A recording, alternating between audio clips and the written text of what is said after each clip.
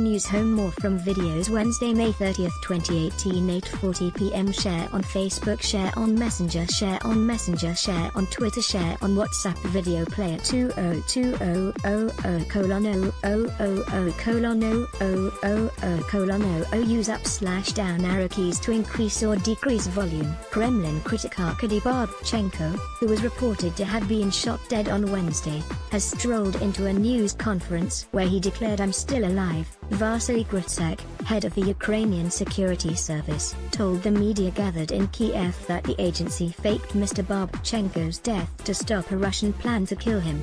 Moscow said it was happy that Mr. Babchenko was alive after all. Kiev had said the 41-year-old Russian journalist, a strong critic of President Vladimir Putin, was shot multiple times in the back at his apartment building while on his way to buy bread. They had claimed he was found bleeding by his wife and had died in the ambulance on the way to hospital. But, remarkably, Mr. Babchenko showed up at the news conference. To applause and gasps of surprise, the journalist apologized for what people had been through, and thanked everyone who had been mourning his death. "I would like to apologize for what you have all had to go through," Mr. Babchenko, who looked on the verge of tears at times, told reporters. "I'm sorry, but there was no other way of doing it." In particular, he said sorry to his wife, who detectives had earlier said they were unable to speak to because she was suffering from shock. Separately, "I want to apologize to my wife for the hell that she has been through," he said. He thanked the Ukrainian security service for saving his life and said the operation had been planned for 2 months.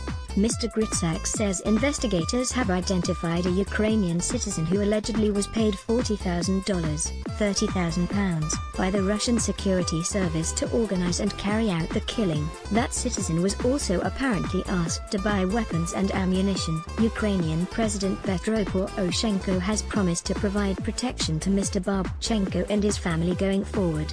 The leader added that Ukrainian authorities are becoming stronger in countering what he termed Russian aggression. Ukraine had released an image of a man wanted in connection with the killing. A statement from the Ukrainian embassy in London said the perpetrator of the crime had been arrested and that Ukraine will bring organizers to justice. It has been reported that a Ukrainian citizen has been arrested. Mr. Gritsak said his service had received information about a Russian plan to assassinate Mr. Babchenko, and had managed to prevent it. Mr. Babchenko, one of Russia's best-known war reporters, spoke and wrote last year about leaving the country because of repeated threats that he and his family would be harmed. There has been backlash from some in the journalism trade over Ukraine's actions. The chief of Reporters Without Borders has condemned the Babchenko operation, saying, "It is pathetic and regrettable that the Ukrainian police have played with the truth, whatever their motive, for the stunt."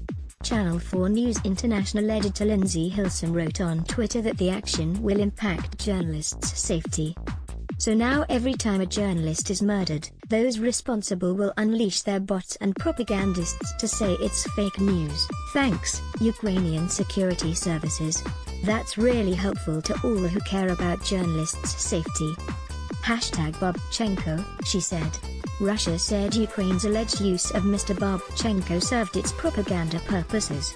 The Kremlin had earlier said that Ukraine had become a very dangerous place for journalists, and criticized Kiev for failing to protect them. Another well-known reporter, Pavel Sheremet, was killed in a car bombing in central Kiev in July 2016.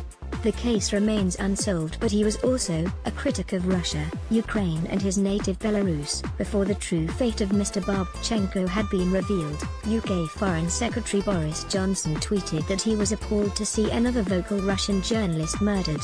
Copyright Sky News 2018. Share on Facebook, share on Messenger, share on Messenger, share on Twitter, share on WhatsApp. More from videos. Drones over 250 grams must be registered with the government amid crackdown. Drones weighing over 250 grams will have to be registered with the government as part of a new crackdown launched today.